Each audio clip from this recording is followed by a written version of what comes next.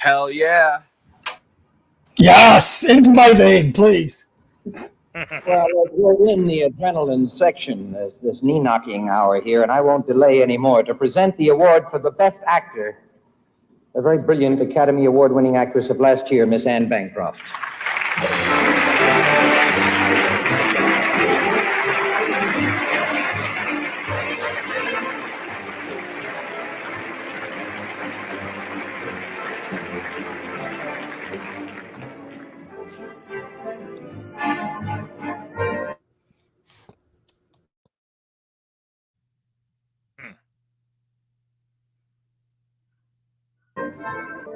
Richard Harris in This Sporting Life, Rex Harrison in Cleopatra,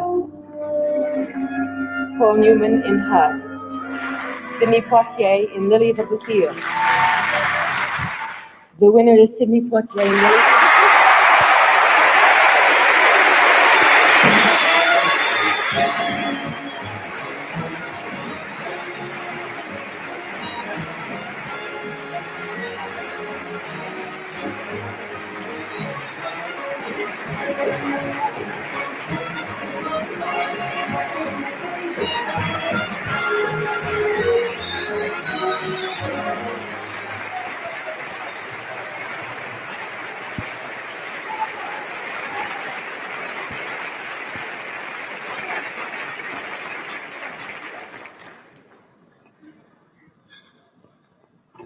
Because it is a long journey to this moment, I am naturally indebted to countless numbers of people, principally among whom are Ralph Nelson, James Poe, William Barrett, Martin Baum, and of course, the members of the Academy.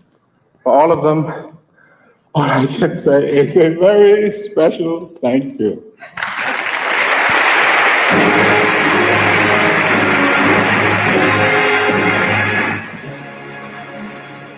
How close has my association been in the past with Dr. King? For some years now, I've worked raising funds for Dr. King because I believe still very strongly in his nonviolent philosophy.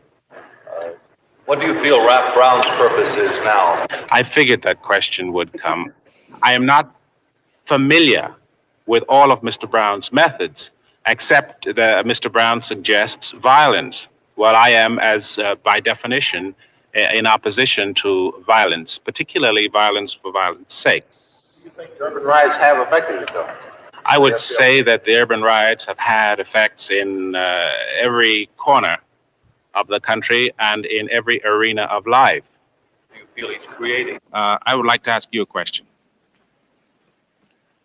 Why is it that you guys are hounds for bad news?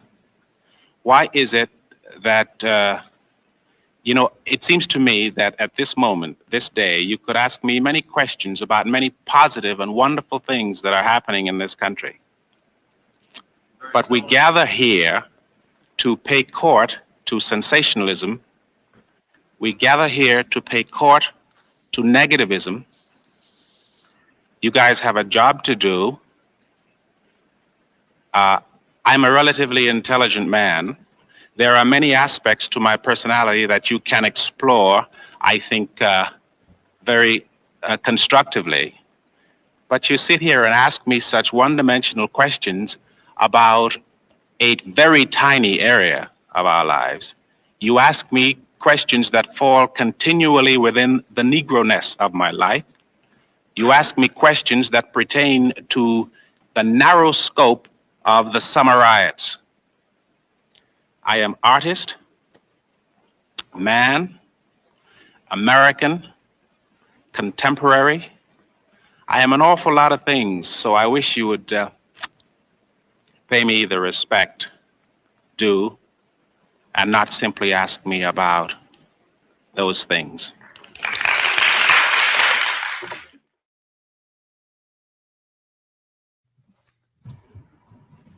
R.I.P. the legend. All right, welcome to Movie Night Extravaganza. We are, of course, talking about The Dark Crystal tonight, but I wanted to play that to... I'm on the wrong show. No, I didn't prepare. So I had a show prepped out and like with clips I wanted to do, and then this morning the news that Sidney Poitier had passed away at 94, which is a long ass time to live. But it's it's the same week that Betty White passed away, and it's like Hollywood's like kind of almost purging their 90-year-olds. Is that really the same week? Yeah. I thought that happened last year. Old Hollywood is really well, also Peter Bogdanovich at 82 also. Which probably would have been if Sidney Poitier had not passed away. Like I feel like we would have had a long Peter Bogdanovich conversation at the beginning of the show. So it's like each of these things, like these deaths kind of mount on each other. I feel like in this pandemic, but also I guess just one generation of very like actors that kind of outlived everybody else in their class of actors, pretty much. We would have been able to further confuse people here for the Muppet content only. That's why I'm here. All right, introducing the panel. I am joined by Jay Underworld, my co-host, illustrator, book cover designer, everything in between, comic book artist, all of that. Of course, my other co-host, Protonic Reversals, and Conan Neutron, the Secret Friends, Conan Neutron. We are dream fasted, all of us. Yes. All about the dream I had the other night about being on a panel and deleting all my notes in the middle of the panel and not having any, and going to introduce people and realizing I didn't know who the fuck was on the panel. It was like one of those college. It's the like you're naked and there's a pop quiz kind of dream, but for podcasters. But we're also joined by Christina Oaks, aka Princess Fairy Sparkle, that doesn't have wings, but we'll forgive her, I guess. I'm Christina on Twitch. My wings Rayyvana, haven't grown out yet. I'm just since it's a big panel, I'm just moving through this. So sorry. You got to keep tuned in. The wings might show up in the third act. All right. I'm also joined by Rayyvana, Ray Actions on Twitch, and also frequent TYT main show guest. I actually didn't realize how often you're really on the TYT main show. Yeah, every couple of weeks I get to be on the power panel. That's I realized it when I was going through the thing making that intro, and all of a sudden I was like, oh, there's a lot of clips of you and Jank. All right, well, the only first-time guest on this panel, Andrea Rovenski of Above It All on YouTube. She makes political content. She goes to protests all over the place. She does film reviews. Everything. Really, it's a powerhouse channel. Thank you. Welcome aboard. I'm gonna start this off like we usually do and watch the trailer for The Dark Crystal so we can get into that mindset. The Dark Crystal mindset. I think I subscribe to that channel. Yeah. That's a new age cult, I think. Is that the one where everyone poisoned each other? Or... No, that's Dark Crystal meth. It's yoga moms and QAnon. Crystal mommies. It's happening in Dallas. Your power word is We're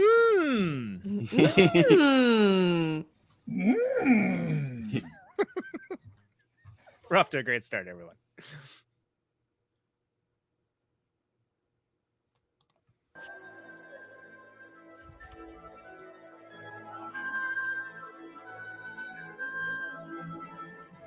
In a place outside time lies a mystical realm of sound and vision,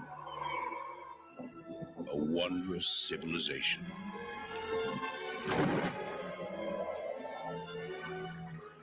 Where good and evil struggle to possess the Dark Crystal.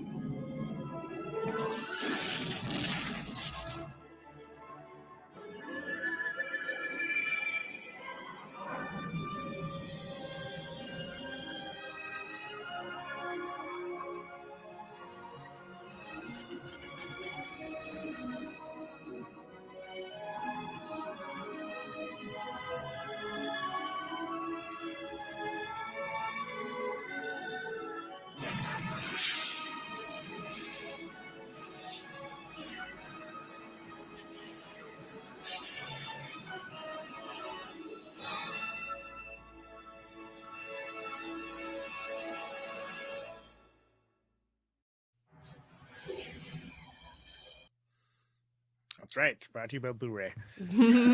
Brought to you by Blu-ray in 1982. The first Blu-ray, you know. So I had never seen that. Yeah. And I love this film, but I've never seen that. Has anyone else seen that preview before? No. I don't sit usually watching previews, so. Ooh. I have a strict no trailer policy. I will only watch full movies, and I also will never stop a movie unless I fall asleep. My sister started Goodfellas like 2 years ago, and she's still trying to watch it. Well, she better never watch The Irishman because, you know. Oh my she'll God. be watching that for a fucking year. No. I think it's still going in the other room from my watch it. Yeah. I don't know. Is Hoffa dead yet? No, he's not. Hoffa's still going. Did you guys feel that that trailer did a good job of kind of showing what this movie's about? Because I don't. No.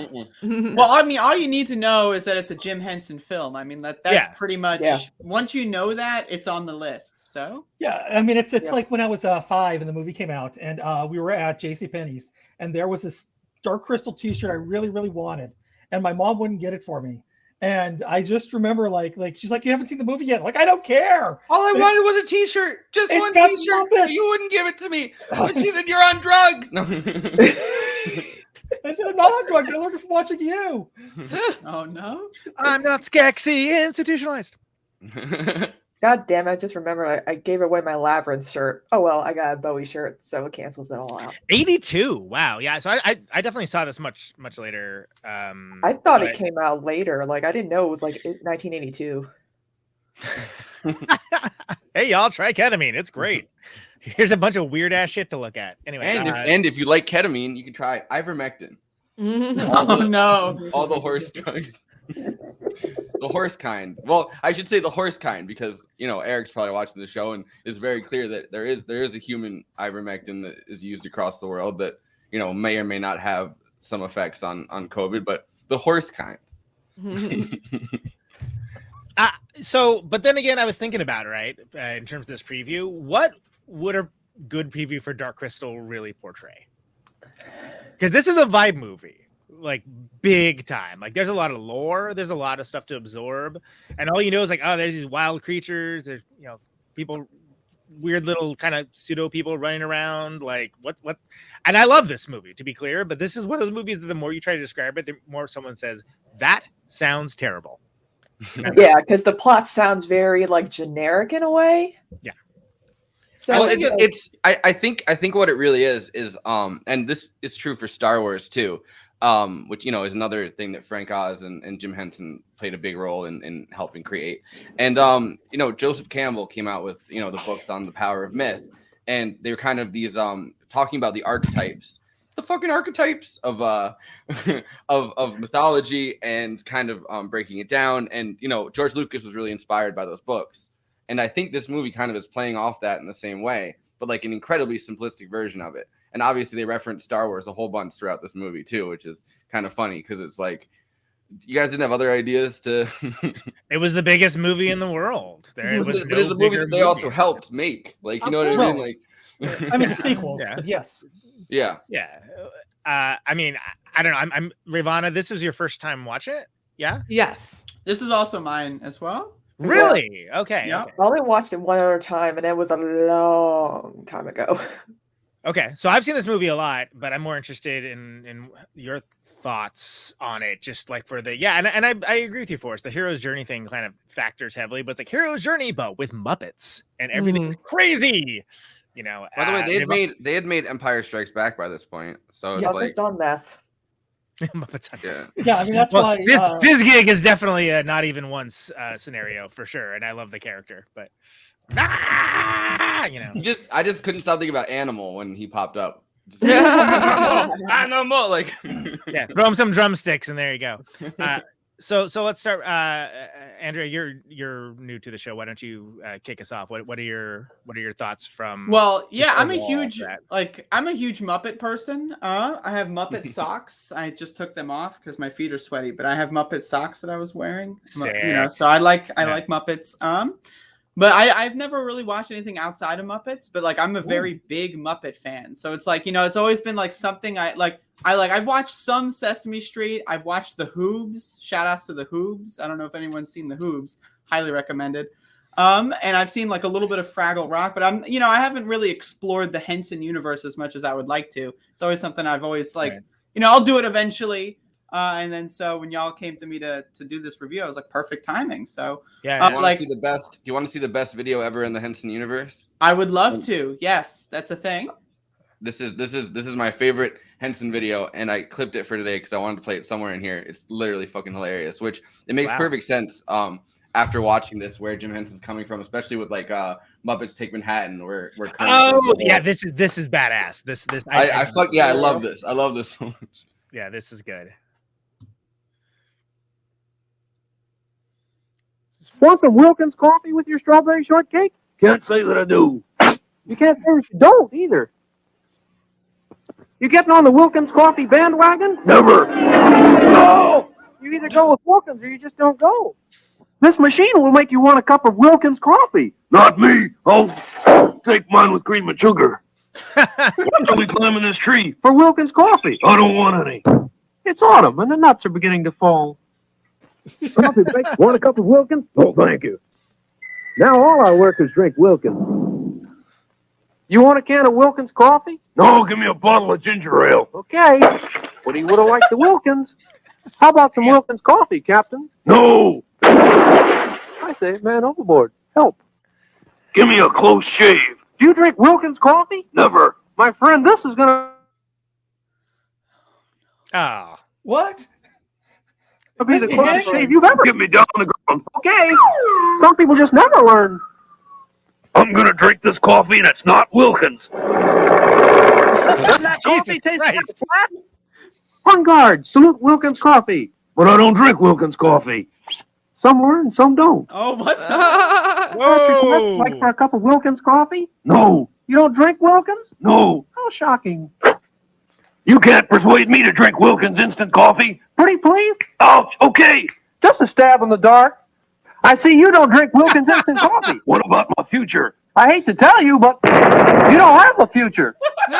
The Wilkins coffee, sir? Damn. If that's all you serve, I'll get off at the next town. Next town is 5 miles, straight down. You gonna run against the Wilkins coffee party? Start the race. On your mark, get set, go. Nobody beats Wilkins. You know, people who don't drink Wilkins coffee just blow up sometimes. Oh, that's a lot of... See what I mean? You have any Wilkins coffee in your house? No. You know, a house isn't a home without Wilkins coffee. Okay, buddy, what do you think of Wilkins coffee? I never tasted it. Now, what do you think of Wilkins?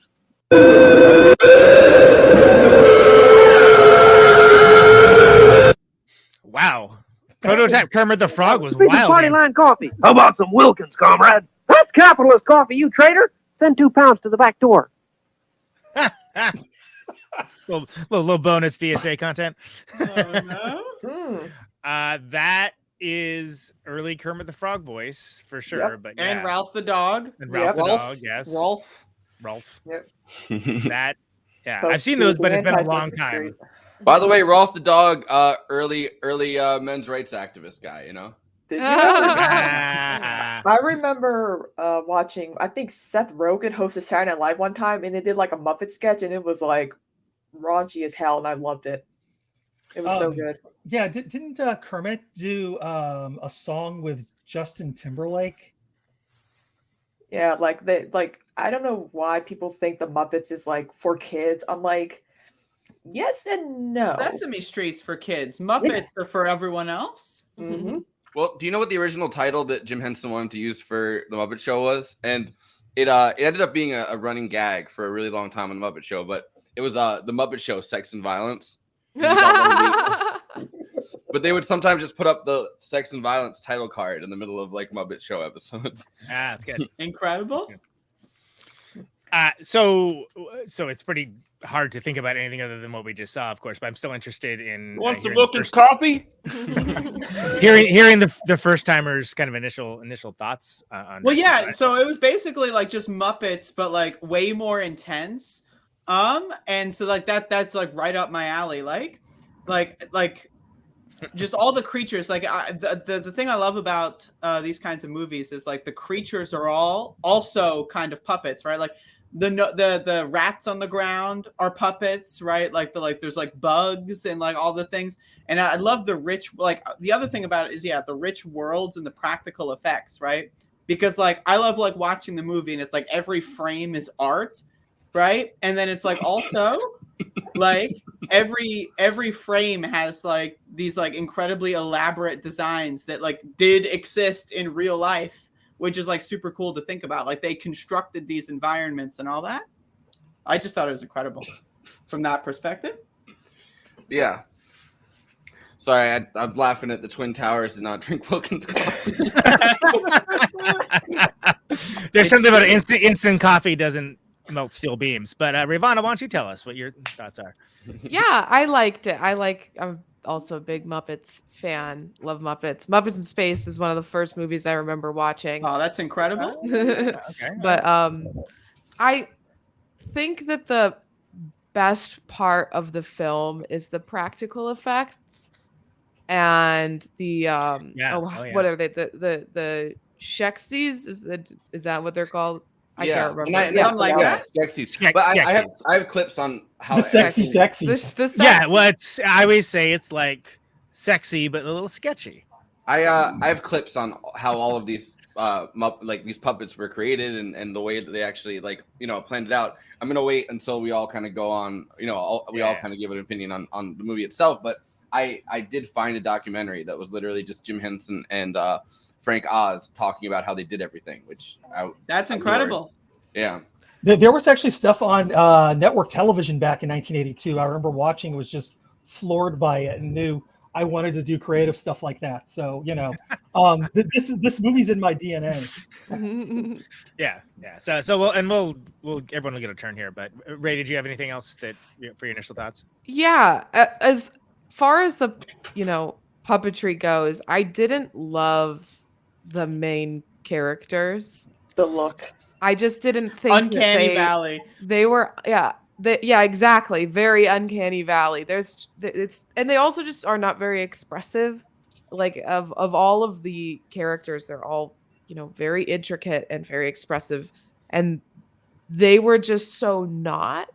That I don't know. It was just I think that in that aspect, because they were supposed to be the main characters, right, going on the in Jen's going on the hero's journey, yada yada yada. You just expect a little more of them than all these other. That's Kira Reisher, and we won't have it. She's going along, but she's not sitting there pondering the shard the entire time.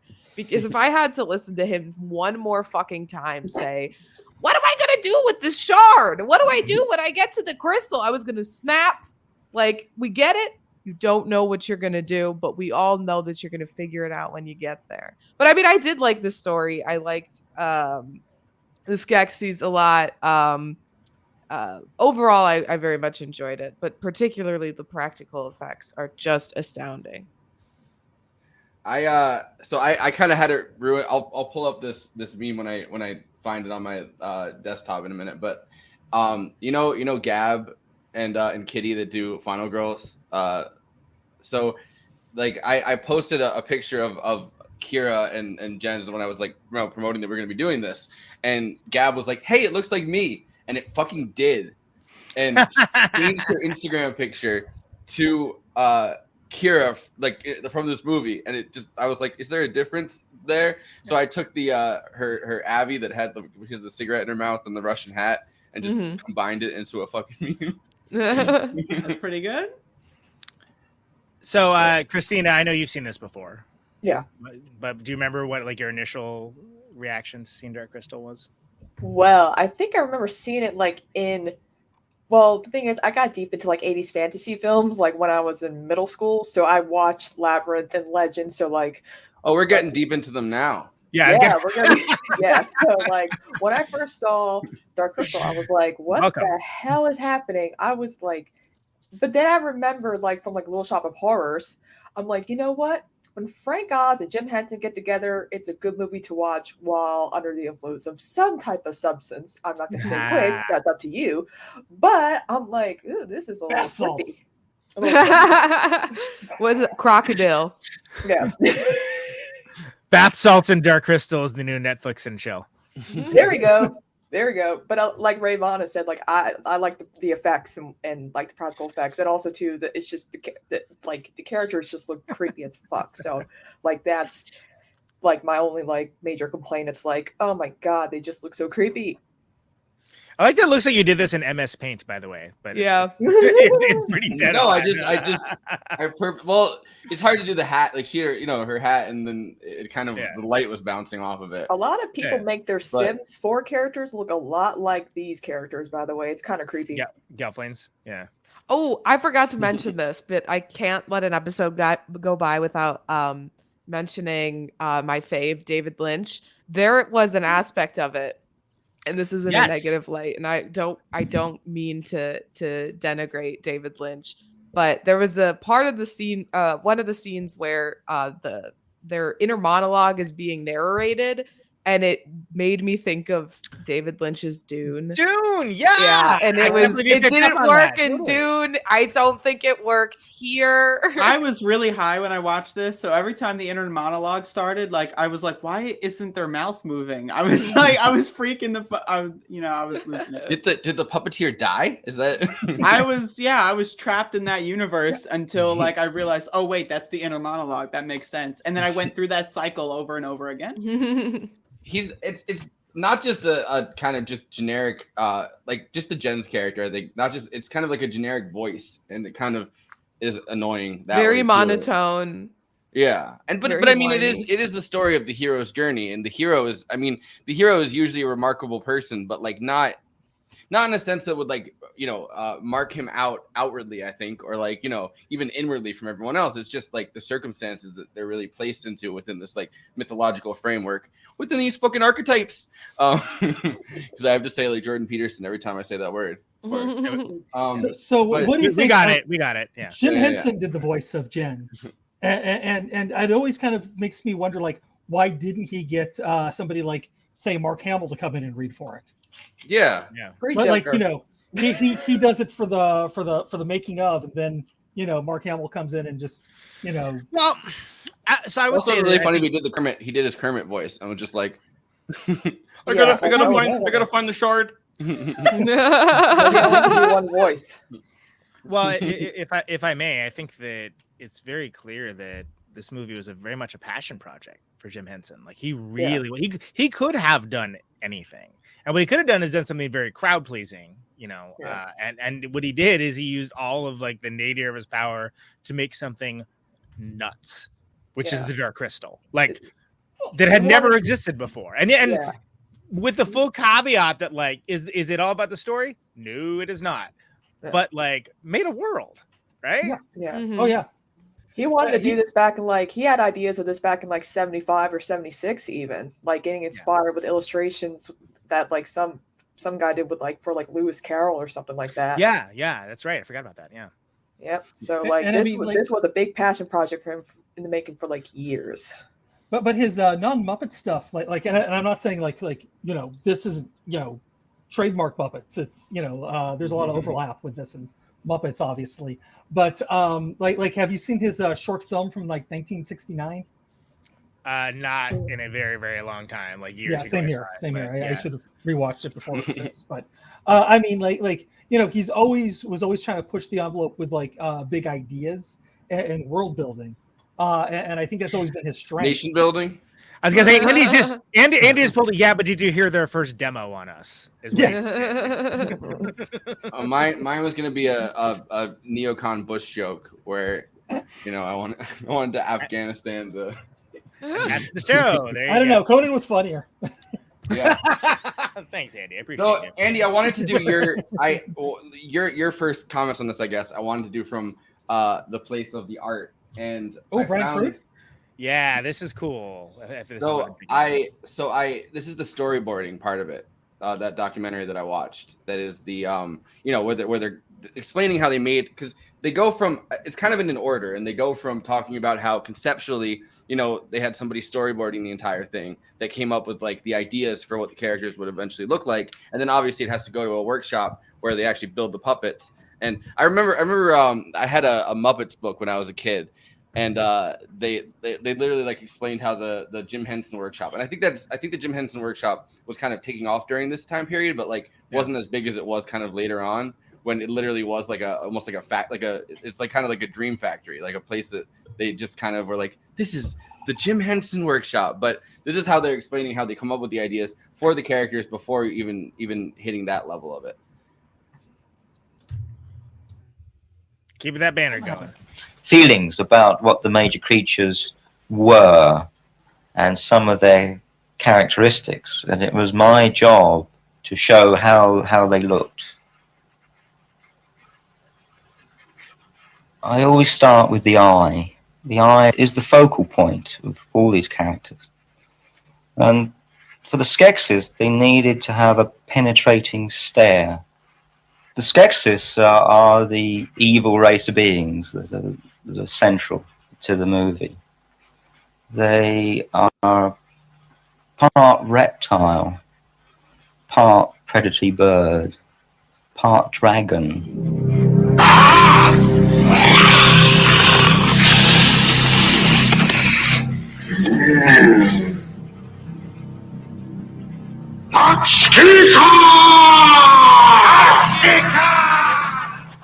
The mystics were a gentle race of beings that brought up Jen, the Gelfling, but partly old wizard, partly some sort of strange animal.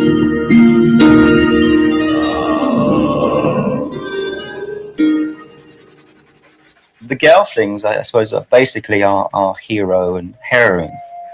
They are the ones that we identify with. They take us through the film.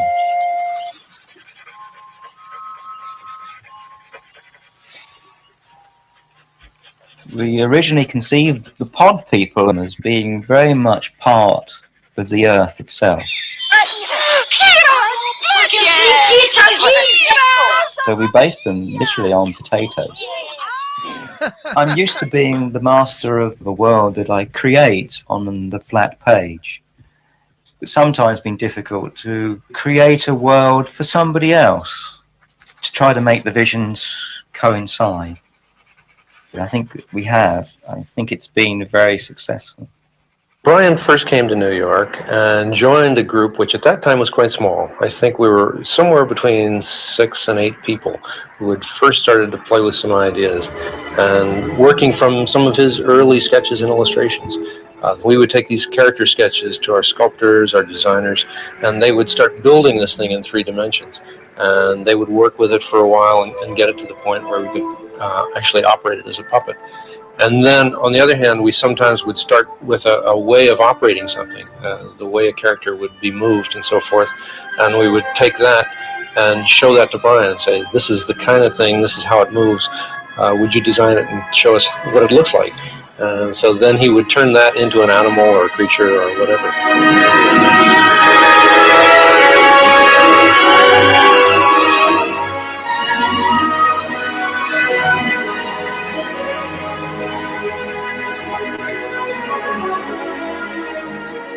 It was a back and forth process where we would design a rough one, we would build the thing, we'd put it on videotape. We usually just shot a little tape of the rough tape of it in the studio, and then we'd all look at it, talk about it a while, and then pull it all apart and start all over again. And so the final characters that are on film now in the Dark Crystal are many generations down. They've been built and rebuilt and changed and shifted. And so each character is the result of sort of many generations of growth.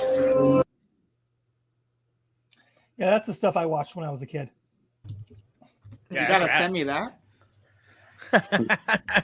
No, and you know, during the break, Forrest, you were talking about how like they look way cooler in the sketches, meaning our main characters. Brian Frood is amazing, absolutely incredible artist. His book of squished fairies takes Christina's people and squishes them. And I was gonna say, be careful.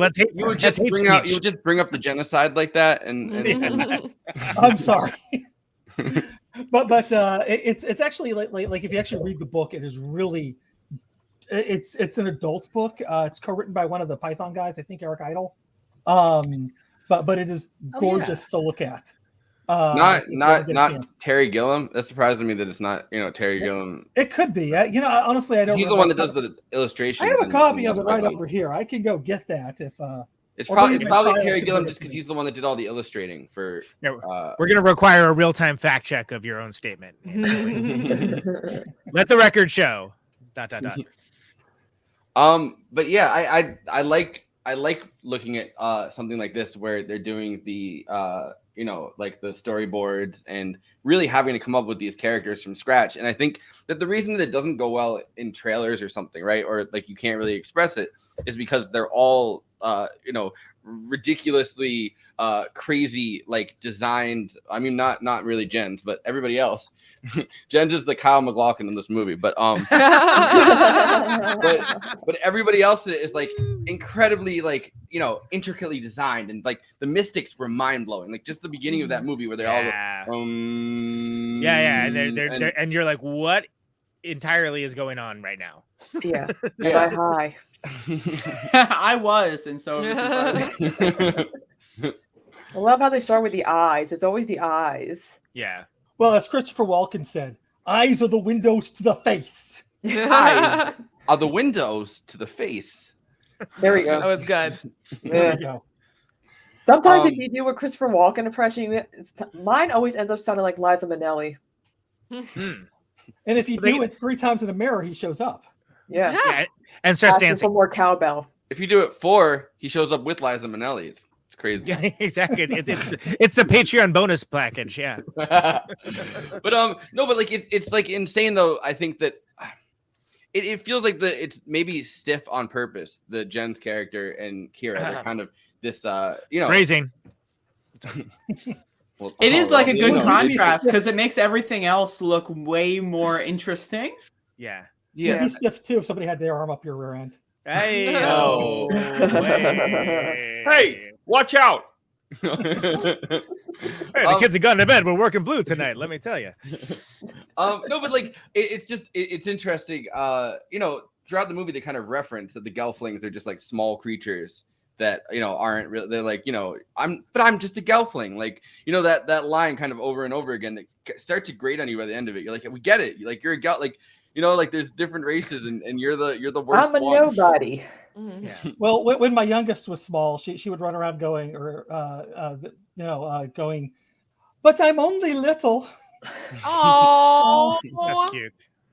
I think that was my youngest. I don't know. I can't remember. Both my kids blur together. Well, they were both some little person running You're around. a great dad. But I mean, let's be explicitly clear. And I can't believe I'm bringing this up, but it does seem there is some class dynamics at play in Dark Crystal, right? I mean, like the Gelflings are clearly like massively the underclass, right? Like the Skeksis are hoarding pretty much everything. Yeah. And they like it that way. That's the natural order. They like it. They're concerned. They like it. We love it, people. Like when the one guy was banished, like their form of banishing them was to take every big super nice robe and clothing and like all that stuff, and that's you're banished. You're just wandering around the forest naked or whatever. Yeah, you don't have all your cool stuff with you, and you have to. His name's also Chamberlain, which is like explicitly a reference to Neville Chamberlain, who literally was the Nazi appeaser in the UK. Yep. I thought he was in reference to Will Chamberlain because we got all the lady Skeksis. But the other thing that really, I don't think in any other week that this would register for me, or any other month that this would register for me. But I've been listening pretty extensively the last few weeks to the Ghislaine Maxwell Truanon podcast. I can't wait to hear where you go with this. By the way, I can't. So the characters. Here we go. No, well, there's the Ghislaine Maxwell Skeksis. So throughout the Truanon podcast, like these episodes, Brace Belden came up with this character called the Gourmand, which was like this, and the Gourmand is just this like overweight. It's like the guy from Monty Python Meaning of Life. Yeah, they have where it's like, just one little mincer, fuck off. That guy, yeah. So each of these, and it's kind of, this must have been like some kind of weird acid decision, but the Skeksis are supposed to be based off of the 7 deadly sins, but there's 9 of them.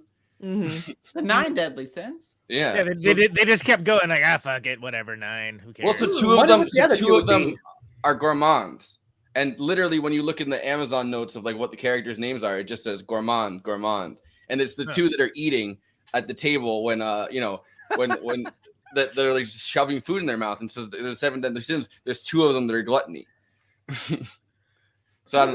I don't know. I don't think the gourmand thing would have because I do know that painting. There's a painting of I think it's a French painting of this like these overweight people eating and like shoving food in their mouth, and it's like the gourmands. But yes, because Christophe Lubnicki is totally French. Oh, is it Dutch? It might be.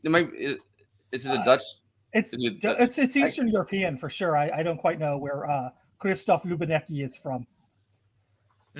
It's interesting. A lot of anti-colonial or anti-imperialist art in fantasy in communist countries depicting Americans and like the America more broadly and colonialism are gourmands. They're gourmands.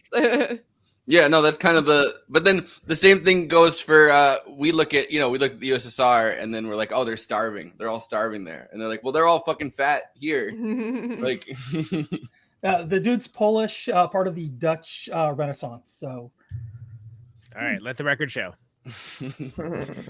Well, but I think that like from the larger perspective and having nothing to do with any of that, which I barely understood, is that the Skeksis are like the ruling class here. They're hoarding the resources very clearly. And there's an epiphany or two later on in regards to the hero's journey of the titular Dark Crystal. That are you trying to Mark-splain to our panel? Touche. But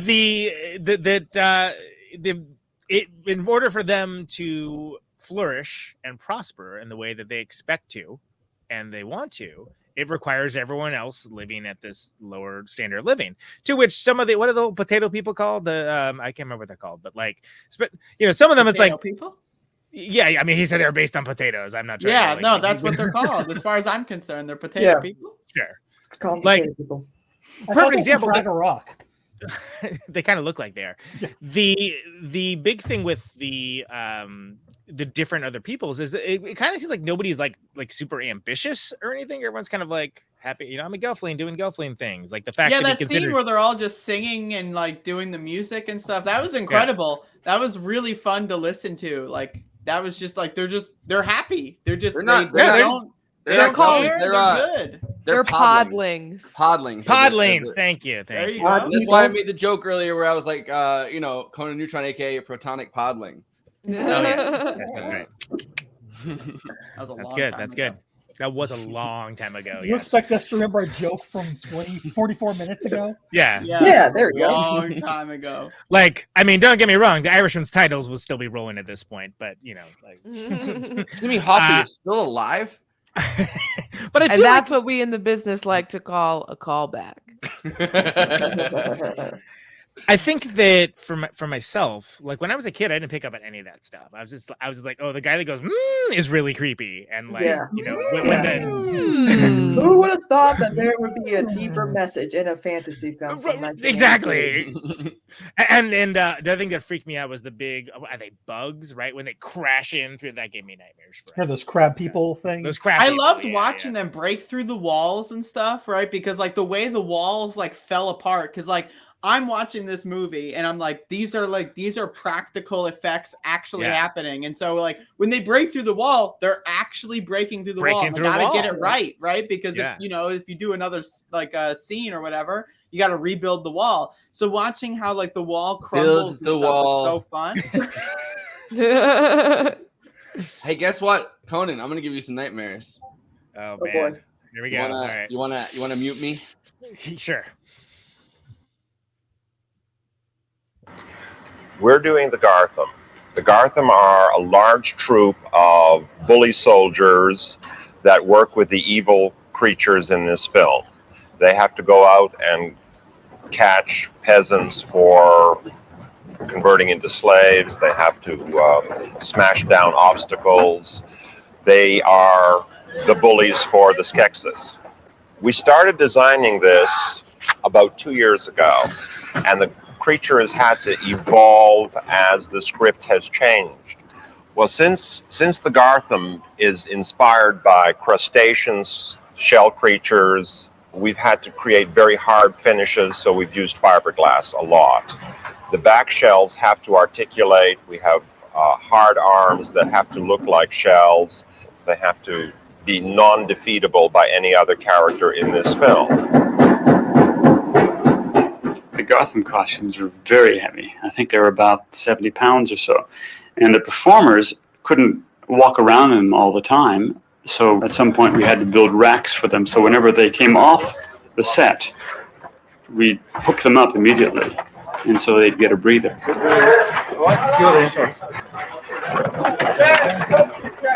Approximately a year before we began shooting the film, we had a casting session and we chose a group of performers.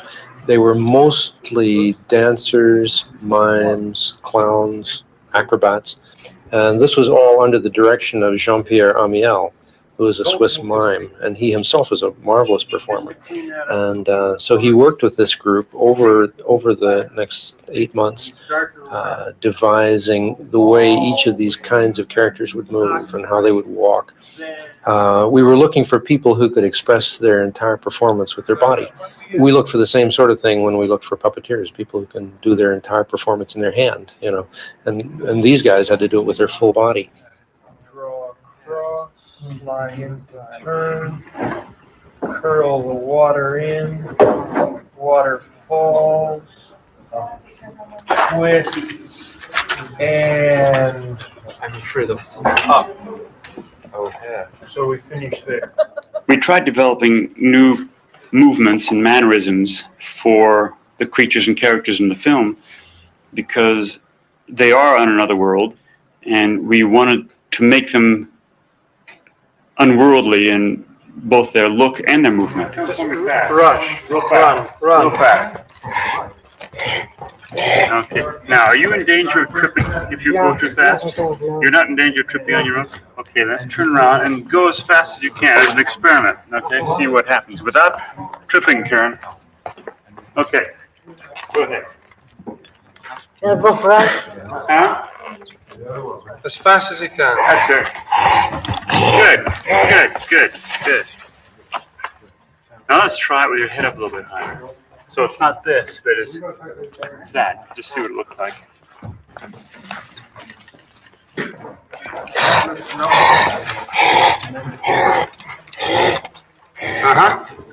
Good.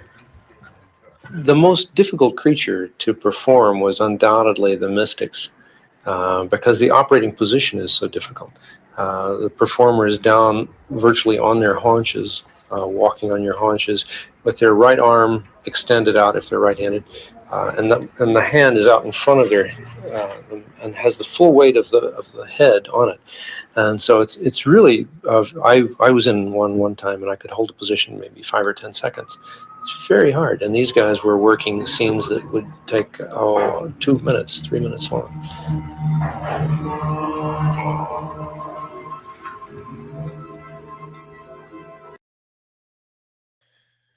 That's incredible. Like Abraham Lincoln was on this film. I also think I thought that seeing that beard too.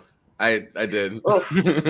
Seeing that, like seeing the mechanics of it, like how it all came to pass, that would have blown my mind when I saw this at 10 years old, which is when I remembered I finally saw it. That's the thing. It's like watching there's like actual people doing all of this, and like no CGI. It's incredible. Andrea, I gotta go get my dog then. If you got yours on screen.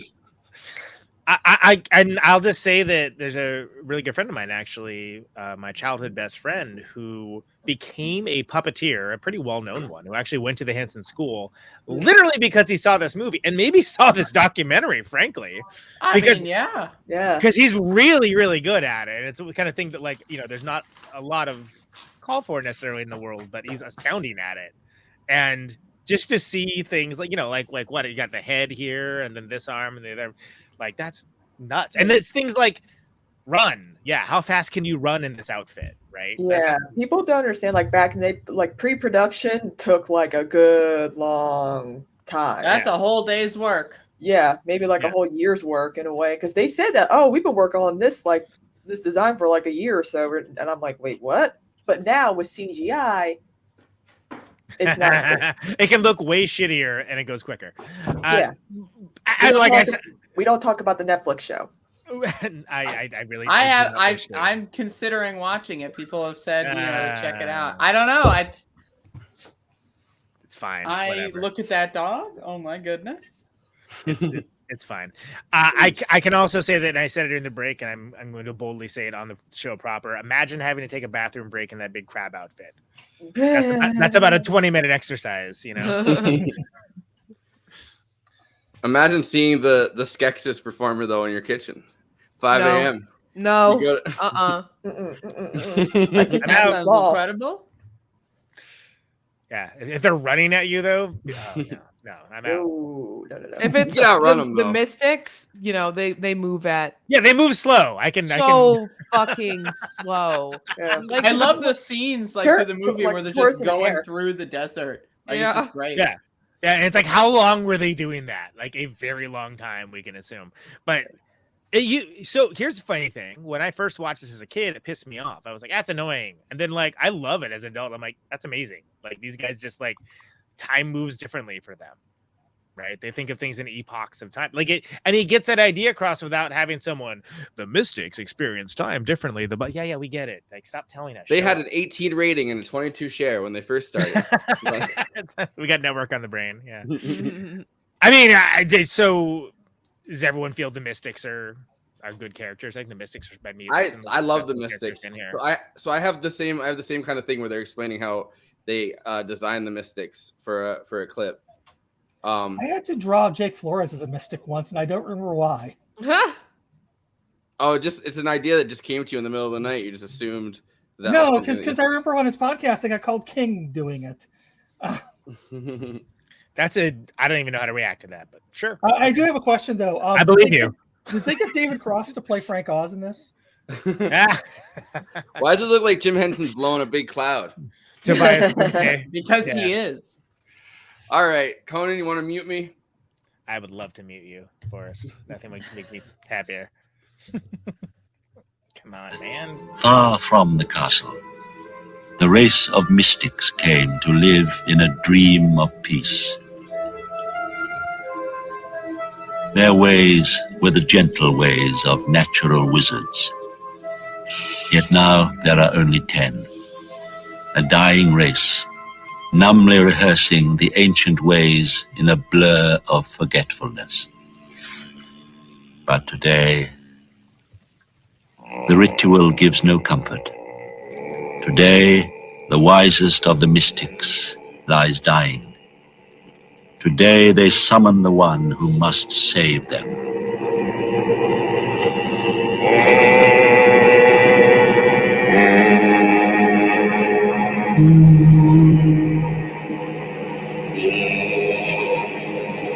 And one of our mimes, whose name was Robbie Barnett, was a clown and a stilt walker. And he came into the rehearsal hall one day with his 10-foot stilts, and he got up on them and he was showing people how he was moving around. And I think it was Brian Froud that saw him on the stilts, and all of a sudden, I had this great realization, and it was aha. And so he immediately began designing what could be done with 4 stilts. And so he put stilts on his hands as well as on his feet. And they roughed a shape over him, and we started designing the Landstrider. CGI this, bitch. The Landstriders were designed really as a mode of transport. Part of the brief was that they had to run like the wind. And this was a phrase that stuck in my mind. And how did you design a creature that could move fast? We found that a man on stilts could cover a lot of ground with very little effort. And the moment was magical. And there was our creature. There was the beginnings of it. There was a creature that could run like the wind. from the basic look of a man on stilts, we developed the Landstrider. It was a big problem to figure out how to put him totally inside of this body. And then, of course, once we got him inside the body, if he were to fall over, he would break his neck. Yeah, NBD. So we just did that anyway. It made me so nervous when he started jumping on the stilts. I know. I was just like, "Oh my god!" They have footage of him messing up. This is when I got a $500,000 lawsuit. That's why Jackie Chan had to seek out mafia, in Hong Kong to fund his movies. What? It goes though from him being like, like the description of everything being like, covering a lot of ground, like kind of, but like it seems like he's going kind of slowly and awkwardly, and then all of a sudden he jumps, and you're like, oh fuck. Yeah, he like hauls ass and like jumps on stilts. Yeah. Wow. Nowadays, that's... actors do wear stilts, but it's for characters who are like CGI. They need to be like 10 feet tall. I thought you were gonna say Tom Cruise. Or that one Eric Andre skit where he's two guys in a coat and he goes in there into the thing with the trench coat. Hey, but good on Jim Henson for employing stilt workers.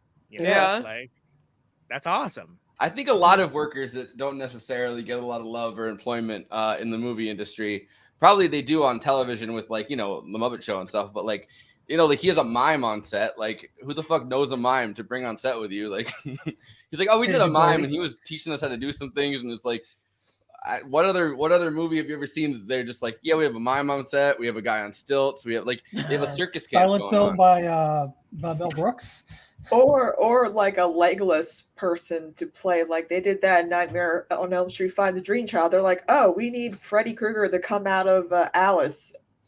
Oh, there's a dude without legs. Yeah. We can harness on her. Perfect. Like, you'll be amazed at the type of people that you can find that you will need for like just one scene. By the way, I need to call this out again. Christina, Rayyvana, you're on another movie with Dream, like, a dream scene. Oh, yeah. A dream team. It's targeted harassment. That's a good segue into the dream thing, which I found fascinating. Like, that to me is like I forgot about that until now, but that's incredible. Like, they're able to just exchange memories. Like, Well, and it kind of seems like to me, and maybe this is because I watched like a bunch of other movies about that show and Outback and stuff. It like kind of almost is tapping into like the dream time aspect of things, right? Like there being this linked experience on like the astral plane or whatever that. It's pretty. Let's be clear. Jim Henson was pretty hippy dippy. Love the man, but like a lot of that stuff flying around, including like I'm doing acid. But I love the idea of like that level of having that be in what is ultimately on the face of it like a pretty standard hero's journey Joseph Campbell thing. But it's like, oh yeah, but like.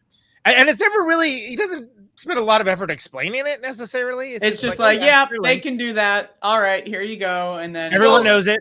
People are talking about it more and more. Of course, everybody knows that dream bonding is the only way to get really into the mind of a woman you're trying to cheat on your wife with.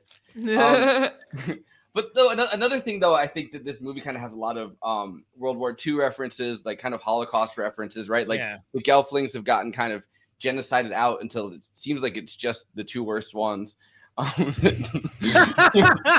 Damn. But like, no, but like, you know what I mean? Like, but the fact that they're able to kind of combine dreams, combine minds, is kind of like this idea of like collective trauma, right? Like it's they suddenly can kind of tell their story through this collective, this collective connection between the two of them. And he also seems to have it with the Mystics, but like, in a different way. I think he can kind of call to the Mystics, but like they're probably listening to all frequencies, The Mystics actually ended up forming the NSA, and a lot of bad. I liked them in this movie, but then the whole Edward Snowden thing, he ratted on the Mystics, and I don't know, it's been crazy. Not a big fan of their later work. Yeah. I think, does anyone else feel that the Mystics would totally be that friend you have that just is telling a story and just never gets to the point, and you're like, oh my god, please get to the point of this story? Oh yeah. So I'm a mystic. Yeah, but it'd be the course of 20 years or something. And be like, and the meme of the old, long gray hair and skeleton. Yeah. That would be the mystics trying to tell their story, and that's why they're not that talkative, because they know they ain't no good at it. All right, so we talked about the mystics. There you go. That's my theory on that. The other side of this, of course, is the Skeksis. Yes. And, so this is the designing the Skeksis. Look at Andy. Look here. Hold on. Let's. That's incredible. Wait, I just all that the whole time. Yeah. After I saw Brian Frood draw, I'm just like, okay, I'm going to start with the eye. That's a lot of sex and violence. I'm leaving that up the whole show, and you'll have to take it off yourself if you don't want that. So I do want incredible. that. Skeksis violence. Movie night sex and violence. All right, so here's the Skeksis clip. I made a post earlier that said all my Skeksis live in Texas or something, and I think somebody thought that they were being witty, and they were like, "It's actually Skeksis," and spelled. No shit, really? No, but I think that they thought I was referencing something else, and I was like, "No, I'm referencing the Dark Crystal. That that's what I'm referencing." It's a Dark Crystal, you knob. That's what you should have said. No, they put a Dark Crystal GIF as if they were. Sorry, I thought you were ready to play the clip, Forrest. I was jumping. Working on the Skeksis, the nasties in the film. One of the characters is a Chamberlain, which was Frank's. He had a very definite idea when he came into it what he wanted. He wanted a really sleazy, unpleasant character that you definitely wouldn't trust. So he wanted him sculpted with a smile. But we thought it would be better to mechanize his smile so that he could drop the smile and frown when he wanted to, and get the smile back again. Originally, when we first designed the Skeksis, I think one of the things we started with was the 7 deadly sins, and those became the basis of some of the characters, although we have 9 Skeksis, and so we used 2 deadly sins twice, or maybe we made up our own deadly sins, I'm not sure. Up your left hand, make sure it's doing something, not just that. I was doing the ritual master, who's sort of a high priest, very pompous, arrogant. But I enjoyed that. I think there's probably part of me that's that way, so that kind of comes out while you're doing it. The Gartham master that Dave Goles was doing is the general, military, strong, and Dave did wonderful things with him. Dave himself is such a funny performer. At the end of takes, very often the general would go off into something that was hysterical that of course we couldn't use in the film. Next thrill.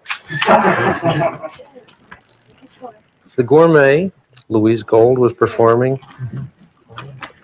We've never known whether these Skeksis were male or female. We always kind of liked the idea of them being some uncomfortable mixture in between.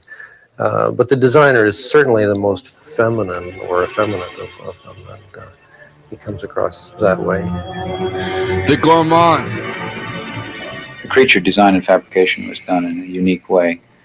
Normally, a person designs something and it's executed by many others.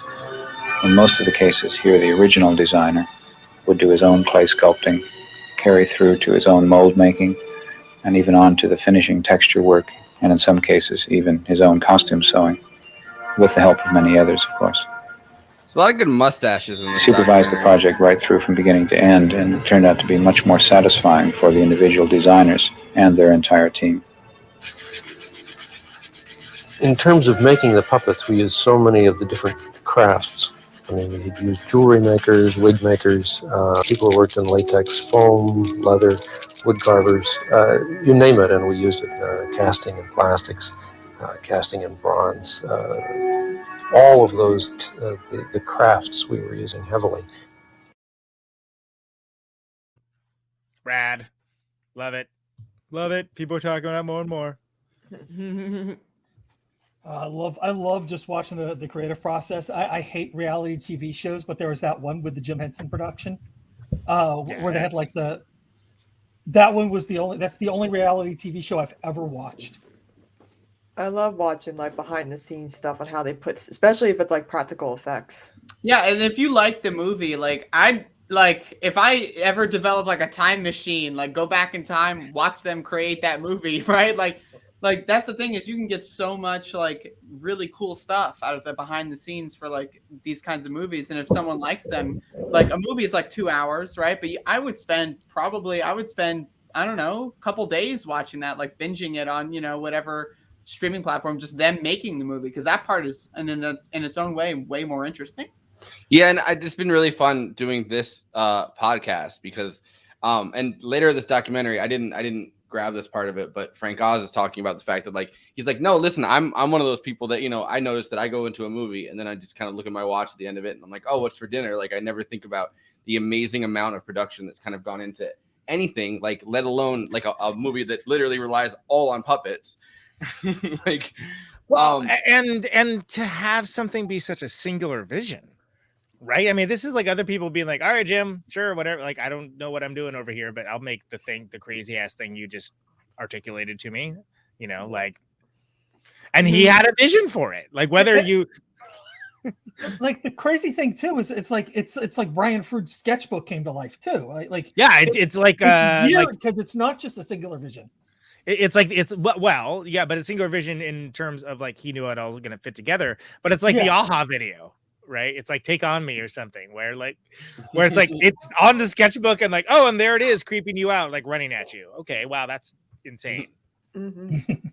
And I find it really interesting also that a lot of the movement-based stuff and a lot of the the bigger characters are kind of, it has to require a person inside of the actual costume. Like it can't just, so you're working with both people in these like brolic costumes on set running at each other at the same time as dealing with the puppetry aspect of it. It's like an insane combination of things. And I think that the reason that, like, I remember being a kid and watching Muppet trailers, like before movies or whatever. Like I'd be watching whatever movie I was going to watch, and then there'd be a trailer for like whatever Muppet movie. I remember they had Muppets Take Manhattan and like a bunch of movies I watched, which is a good ass movie. But the original Muppet movie is a freaking classic too. Yeah, I would love if y'all do a Muppet movie episode. Like that's my favorite movie, just in general. Well, I invited you on because we had a random like exchange on Twitter where I said the Muppet movie is the like the high point of New Left cinema, and I stand by that. But it's the best movie. It's the high point of cinema, of every cinema ever made. It's just it's incredible. But like the best bike riding scene, specifically like this new left moment, right, where it's kind of this like countercultural rock and roll. Like the fact that Jim Henson was able to create that dynamic, but like in puppets. You know what I mean? Like it is insane to me. Like it's like rock and roll. Like like I love the Janice puppet. It's just like man. It's like like each of these like they have such personality, and at the same time, I feel like the idea of like the New Left as this force going in between kind of like the mainstream cultural current and like a more I guess like anti-establishment like hippie culture. Thing, like the fact that the Muppet movie is able to do that flawlessly and actually like incorporate like golden age Hollywood celebrities into doing that fucking blows my mind. Point of order: Janice from the Muppets is basically my mom when she was. R.I.P. I think that one of the things that he so effectively did with this, though, is like not like run away from that, but sort of like sublimate and work around all of that to make something so alien and crazy that it would just, people would be like, I want to know more about this. How do I find out more about this? Very effectively. I mean, to the point that they made the Netflix, I don't want to discuss the merits of the Netflix series, like it's fine, but like they made a Netflix series of it, like what, last year or something like along those Have you seen all the comic books that have been made over the years? I have not, Andy. Okay. But also too, are they, is it worth watching? Is it worth looking at them? The IDW stuff was pretty good, but the Marvel, intellectual dark web. Yeah, Dave Rubin and Sam Harris made a dark crystal. Yeah, I know. I've always been pissed off because there's this great publisher called IDW, and then they got ruined by. I like that we were all thinking the same thing. By the way, that's good. So all right. So since you've ground the show to a halt talking about this, so those comics are good, is what you're saying? Yeah, the comics from IDW are worth checking out. I bet that would be pretty good because this is a rich world. Yeah, right? no, and IDW really does know how to put out good stuff. I mean, the movement's terrible, but the publisher It's fantastic. The Skeksis are like, you can't talk about anything anymore. Political correctness. Cancel culture's out of control. The Skeksis actually win in the IDW version. They're the good guys. And they're the good guys. Yeah, they're the protagonists. Well, the Skeksis, the valiant Skeksis. Like kind of engaging with this on an actual like engaging with this on kind of a non-joke level. Like it kind of is this like conservative force. Because, like, you know, they're draining the life. I can't believe we haven't talked about that scene. Like, that's traumatizing. Like, you know, draining the life force. It scared me so much I forgot about it. It was repressed in my memory until you brought it back up. Adrenochrome, anyone? Just kidding.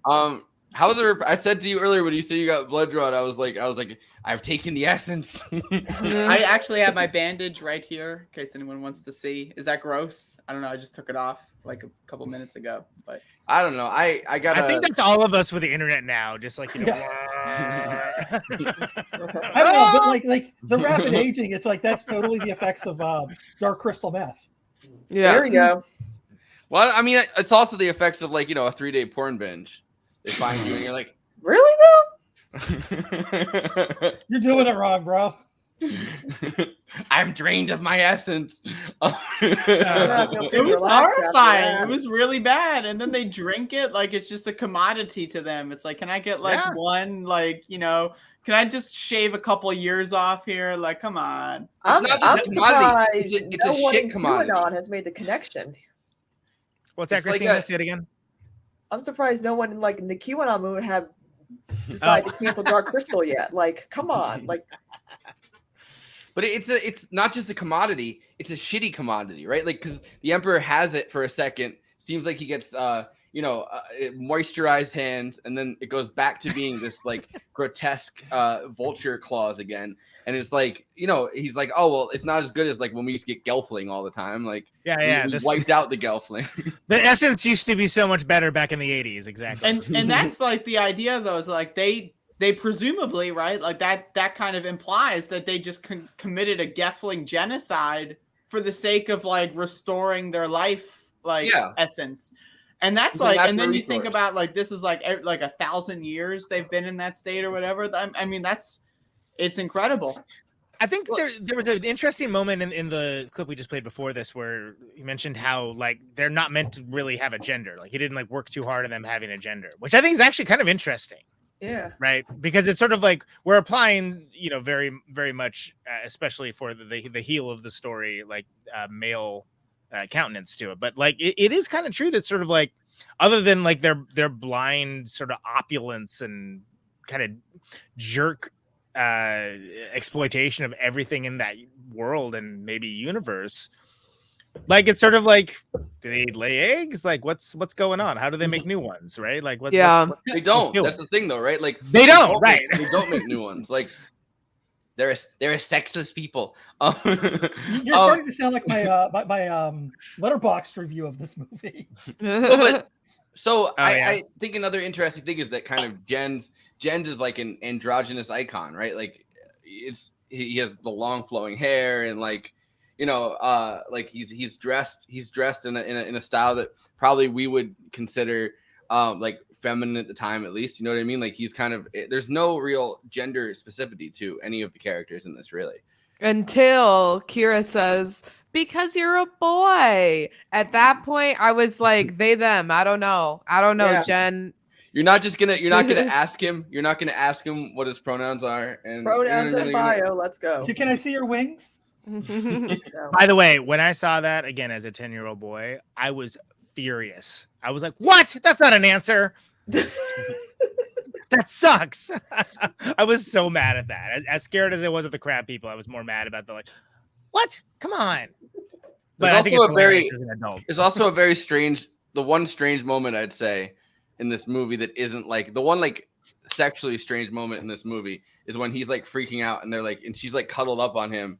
And then like he wakes up and it's just like this weird moment where she's like cuddled up on him, like spooning with him. And then Jens is just looking around like, where am I? Who are, like, you know what I mean? Like it's this, and he's been talking the whole time. He's like, oh, the shard. What do I do with it? Mm-hmm. I'm not ready for this. Hate when you go to Netflix and chill, but he can't stop talking about his shard. Big No, chart energy with that I one. got this crystal today. And I don't know. Someone told me to get this crystal. My mentor died. Like it's been quite the adventure. It's one hell of a day, really, when you think about it. Yeah. It wasn't boring. The crystal looks weird, though, in my opinion. When I remember, I was like, "Is that duct tape?" Yeah. I was like, that doesn't look like a real like. Now I'm beautiful envisioning that crystal. commercial that's been made into multiple memes where there's like the big tank of water and the guy takes the tape and like slaps it on the thing. Yeah. Yes. It's the crystal shard instead. It's like that scene from This Is the End where Seth Rogen now. wants to put the duct tape on the wall cracking. I do like that Oh, right. shoving the shard into the crystal was like throwing a hot dog down a hallway. It did not fit. It just slid right in. I was like, I figured it would like be more intricate and like whoa. Yeah, fit it's a more shard, right? It's supposed to like chip off, but it's like a hole or something, Yeah. right? Like what? How did that break off at all in the first place? It made no Yeah. sense at all. Shot out. Okay. All right. I'll take it somewhere I never expected. This is Frank Oz and Jim Henson. I don't think we've seen a clip of them together yet talking about stuff. This is them going over the storyboards and talking about the shard. And then I have one more clip about them co-directing, and then we can jump to the Letterboxd reviews. But I did want to. They're just such an interesting pair, right? Like standing together and hanging out, looking at these Legendary. storyboards. Frank Oz looks old. Frank Oz is a never nude. He's an analrapist. The shard, the story of the Dark Crystal concerns a Gelfling whose name is Jen. He has lived with creatures called the Mystics, who are very gentle all his life, but he was orphaned, and they saved him, and now he's about to go on a quest. The Skeksis killed my mother. The shard is the piece of the Dark Crystal. The shard was broken off 1,000 years ago, and he has to heal the crystal. That's essentially the story. It's a story of good and evil, of Jen's growth, of meeting a new world. Yes. Abraham Lincoln there at the end. I was gonna say, here's Abraham Lincoln. Yeah. 4 score and 20 puppets to go. I'm yeah, still thinking about the hot dog in the hallway comment, by the way. I'm so sorry. I'm never gonna see that scene twice the same way. now. I needed to make the reference, by the way, that Frank Oz hasn't had his Carl Weathers training and story arc yet. And in the eventual biopic, David Cross. For real. Why not? No, yeah. Let's write that script for us. Yeah. Frank Oz is a badass in and of himself. I mean, that's someone who's actually. How have we not talked about Agra this entire time? By the way, she looms pretty large in this story. Absolutely. And I remember, when they first said their name, I was like, Okra. I was very confused. I was very confused up until I was like, oh right, okay, then that's a person. Okay, it's not a crystal that she has. It's a thing of kale. You know what I mean? That's what I mean. I liked that she had just a collection of loose shards, and she was so talkative the entire time. And then he asked, well, what shard is it? What do I do with it when I get it? And she's like, you asked too many questions. And all of a sudden she's like, fuck off. I have nothing more to say. No, so I wrote down quotes from the scene where she's like, what's it for? You want to know what this is all about? Is that it, Gelfling? You don't know? You've never looked at the heavens? Everything in the heavens is here, moving as the heavens move, which is, I included that part of it in the intro that Conan very beautifully, and we haven't talked about that yet either. Conan very beautifully designed music, and I put, I tried a new technique instead of just kind of finding things that seem like maybe they kind of add up to something. I wanted to see if YouTube would let me put up the actual just an intro with small clips of and they did without the the movies we're actually covering for Fantasy 80s month for Movie Night Fantasia. Well, you can't really do anything else with I think that this genre, right? Like you can't, it's not like you can find like a random dragon from 1920 and be like, it's public domain dragon. it's a public domain dragon with a dog's head. It's Falcor. It's close enough, but no. So he says, 1,000 years ago there was a great conjunction. I was there. 3 suns lined up. That's when the crystal cracked. That's when the sketches appeared. And she's giving him like this. Like, because there's no narrative. The only exposition you find. Yeah, I feel like, exactly. Like she's just talking to the audience, right? Like, just like, by the way, here's some extra details. Also, I don't know what's going on either, so just we'll figure it out. That's the plot somehow. However, it's still kind of confusing. To me, it's the here are some orange slices part of the movie. And the way that I imagine her character kind of is like, there's always like that kind of like older like psychic woman kind of that that like smells like cigarettes, and like I've met people like that. They're like very new age, smell like their whole house smells like cigarettes. They're like, listen, I know the future, I know what's gonna happen, and you're trust like, no, me, you don't. trust me, I got this. But I love the now. Ask what the great conjunction is. What's the great conjunction? And then Jen just looks at her confused and goes, "What's the great conjunction? You tell me." Like he's like, yeah, sure. I don't know what the fuck is going on. Yeah, have I mentioned that I'm just a Gelfling? But yeah, I Agra's a great character though, because like I think, well, first of all, if in the expanded continuity of the universe, actually looms very large in the more all-encompassing story, but like a good character in that this is someone that has the answers, but has their own reasons why they're maybe not. It's not their first priority to give them to the hero in question. Like maybe like you're annoying her. I love at the end, by the way, when she's like got a busy life. Like she's locked up and Jen is just like, all right, I'm gonna go over here now, and then she's just like leaving her in the cell that she's in. Yeah, that's a wild scene because you're like, wait, what? And it was like, is he? God, that's a dick move. Yeah. I mean, but then she gets out of it somehow. We don't know. But then she figures it out. Yeah, she Agras her way out of it. Of course she does. It was actually never locked. She just fucking walked out, strolled out, like, I was in here for safety. They didn't put me here. I'm just watching. We're also watching the movie together. She's Rorschach in this situation, you know. Oh, I found my keys. Never mind. I was never. Oh wow, I thought they took them, but they didn't. Haha. I'm out. They lined up. but the reason why I'm bringing up Agra, of course, because Frank Oz, the very talented Frank Oz, who just a generation of couple generations of incredible characters brought to life by that guy's talent. Miss Piggy. Absolutely, yes. Well, no, but also we touched on this for a Yoda, second, but maybe you've heard of them. For a second, like the Yoda had just been created as a character 2 years before. And you're kind of going through the same motions as Star Wars. Like, is like the mentor that barely tells him anything disappears the same way that, Obi-Wan Kenobi, aka Ben, which is, kind of a lame. I never got why they did that. Like every other person's name in that in Star Wars is like something like incredibly crazy. And then just like, Ben, is that you? Old Ben. Let's get Bonnie Burton in here to explain this shit. Yeah. But then so they're kind of, I think they're parodying the Yoda idea, right? Like The Empire Strikes Back, like, because that had just come out 2 years ago. They both worked on it. And they kind of have this, instead of having like Yoda as this, because Yoda fucks with Luke so hard when he first meets him. Oh, yeah. I would just like to say I have never seen a single Star Wars film. Get off the spot. Spoilers. Rogue One is the best one. I think Rogue One is definitely one of the best. Rogue One was fantastic. Yeah. And a friend of mine wrote it. Oh, that's cool. Oh, cool. Well, I haven't seen them on this podcast, so Some friend.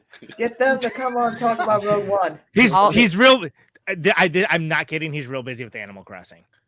I buy it. Like half my friends are too, so.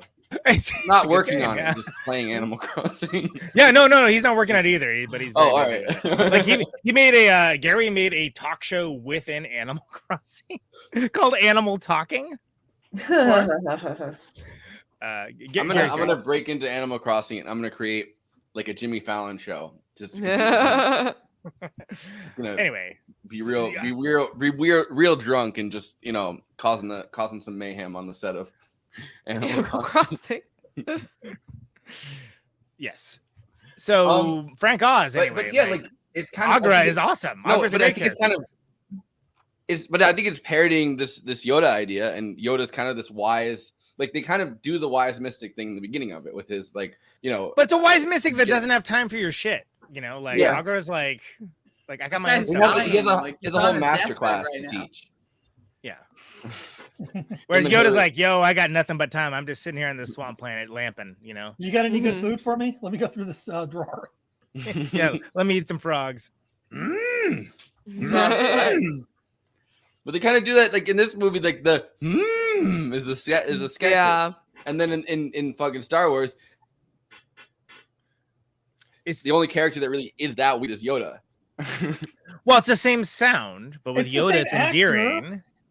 Yeah, but I was just gonna say, it's of course the same actor. I brought it up, but like it's endearing when Yoda does it, and it's really like pervert creepy when it's in Dark Crystal, right? Yeah. Like, I it's sort of like- loved it. I thought it was great, like especially the introduction, because you don't quite understand. Oh, this is going to be a thing until like Yeah. Like, oh, like no, this is halfway this through guy's when the whole first deal. emperor's dying or whatever, and it's like, oh, this guy's going to be doing this the whole movie, right? Yeah, this is like was it Jimmy Two Times in Goodfellas? This is this guy's whole deal.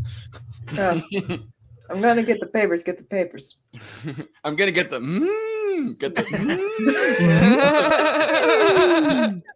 but like the other thing they don't set up at all is that when you put the crystal together, all of a sudden like the mystics and the skeksis are going to turn into like what they originally were, and like there's going to be beings that kind of come out of the crystal, and it's just like the original universal like creators kind of, you know what I mean? Like they don't set any of that up.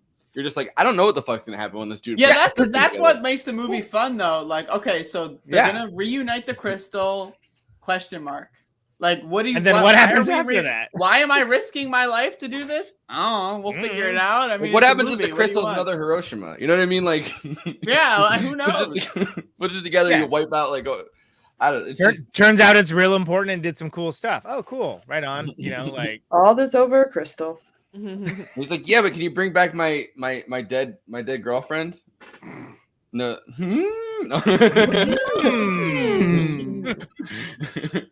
There's somebody, of course they did this. Somebody on the internet made a supercut of all the together.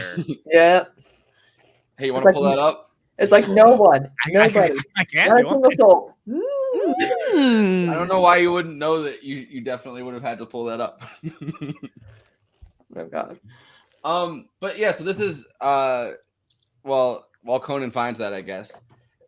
This is the last clip that I had pulled for this. This is Jim Henson and Frank Oz. Just a really endearing, heartwarming friendship clip that I wanted to play. And Am I gonna cry? Oh God. You're gonna cry.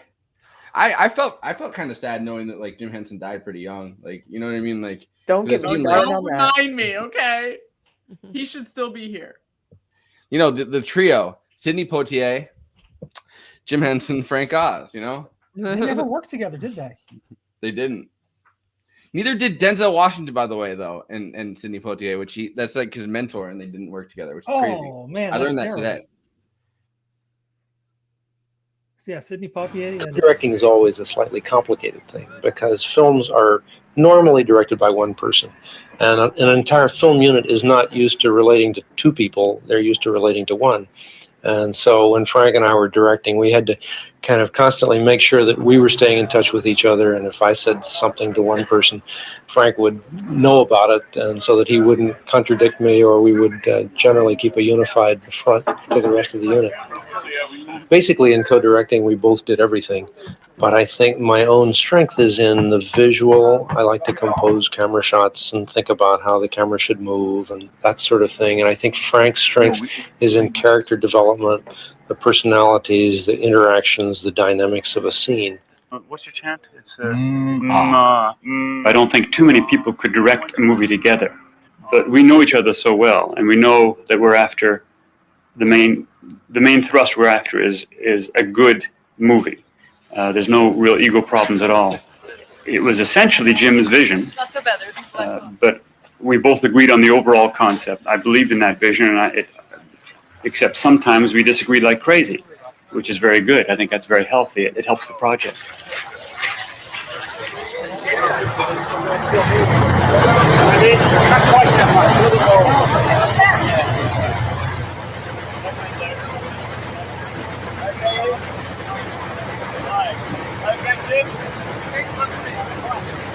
Turn over, camera. Camera 3. And 1, 2, 3, action.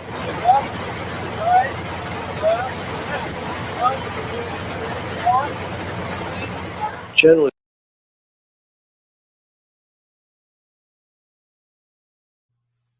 No. That was very cute. The feels. I wouldn't disagree with Jim Henson after watching. You want some Wilkins coffee? Yeah. Yeah. He's been plotting for a disagreement for like 20 years. Also, too, I want to have a word with Frank Oz about Stepford Wives. Oh, he did that? Yeah. Oh, okay. Like the remake. Yeah. With Nicole Kidman. Yeah. Oh shit! There's 2 full minutes. Hell yeah! You saw their mouths shut. Perfect for keeping secrets, yeah? It's gluttony. At last, a gelfling with sense. Out of my spot. Such prey would make quite a trophy. Yeah. It's from the series too.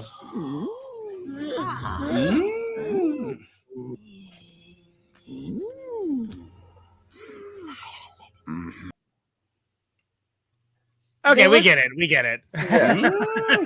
Wait, none of those were any of those from the actual like. It's all from the series. I pulled the wrong one up. I'm terrible at this producing thing. I should look so pretty much like, they look so much like Watto from Star Wars. Which is when kind of Star Wars crashed off the rails, is when they stopped using the Jim Henson, like, you know, Frank Ott. Like I don't hate the you know, not I hate that there's now 3 trilogies of Star Wars, because you have to, but like, you know, I was a kid when Phantom Menace came out. Like, you know, I was very young. Yeah. And I had a toy of the fucking CGI Yoda, and it was like, it's just not. Mm.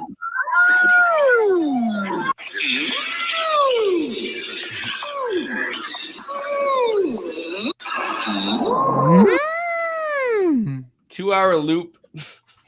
This is gonna be what I'm gonna fall asleep to tonight. It's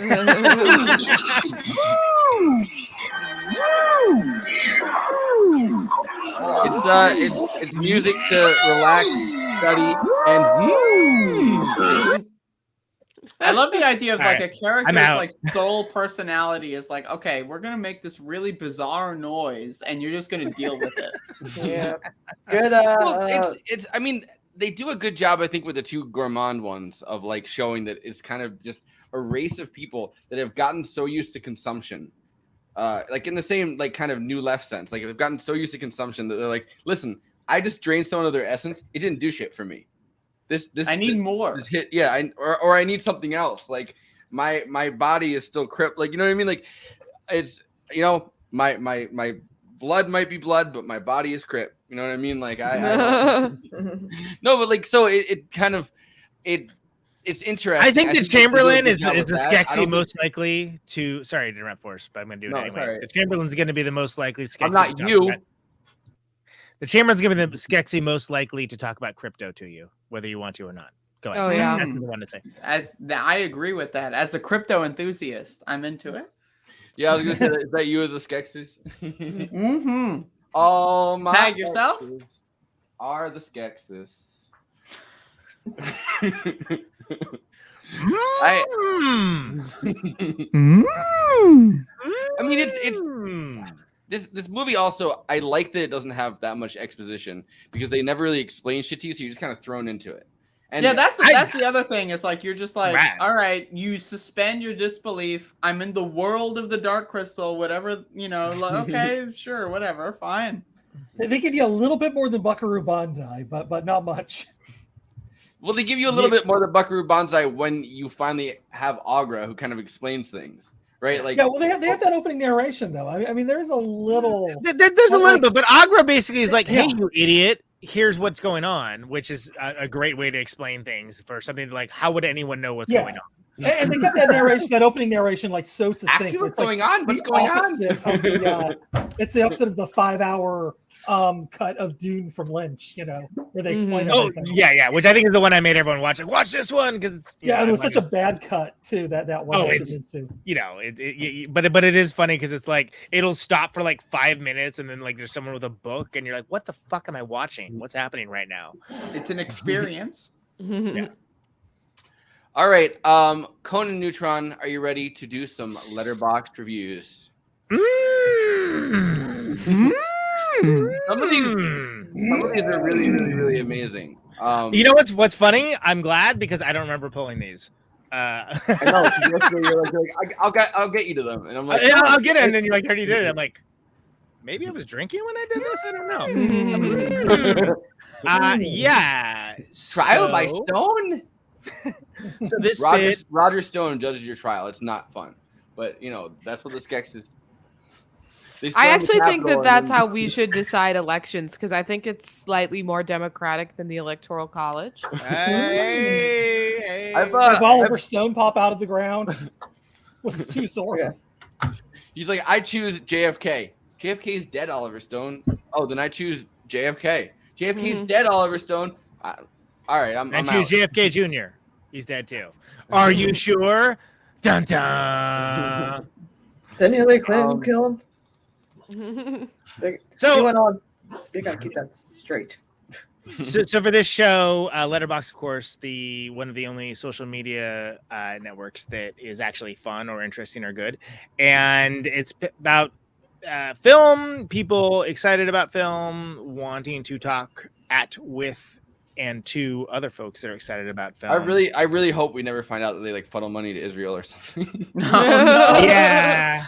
I'm I've so never excited heard to about talk them. about films. I'm just Egg on my face, if so. But what I love most about it is it's a bottom-up democracy. There's no gatekeepers, right? Like anybody. Brought to you by Letterboxd. No Matt Dimitri. No. So the point of this bit is for any of the movies we discuss that even though you can write long, in-depth, thoughtful things, like I actually honestly tend to, I don't put the thoughtful things, but they're definitely long. But or you can just do like a quick reaction, practice your tight 5, get something funny out there, a quip. Or you can horny post, which some people kind of do. So much horny posting on the Letterboxd. Yeah, I hope but not about the Dark Crystal, please. Oh no. We One of saved the that things for Conan did pull a horny post. There were so full caveat. Now it's coming back to me. There were so many Dark Crystal thirst posting for almost every character. And it got to the point of like, this isn't even funny anymore. This is just bizarre at this point. Like, you got to send them over to Final Girls because they don't know. Because Kitty looks like Jen and Gab. Gab looks like Kara. They literally are. It's an untapped market for that show. Yeah, you're right. That's a good point. But anyway, the point of this bit is to point to pull reviews that are insightful. Here's Icky, everybody. Oh, look at that. It must be time for the cats to be fed. Hi, Icky. Frankie's been back here the whole time, napping. The cat must have your essence. Cats will eat your essence if you die and they're in the house. So just watch your no one back. beats them for That's a little why bit. people hate cats. I'm like, why? That's the ideal way to go out. Well, no, it's when you're already dead. Yeah. Like, ideally, who gives a fuck at that point. I'm sorry. Are people like horny posting because of the essence suck? Like, is that? I mean, or the there's shard one thing. Well, like, what's going on here? Rayyvana, that's an excellent question. There's like ones for Agra. There's ones for both the Gelflings and both the Gelflings at the same time. There's so many. This is gonna be my Twitter clip, right? We live in a society. Right, this is Rayyvana asking that question.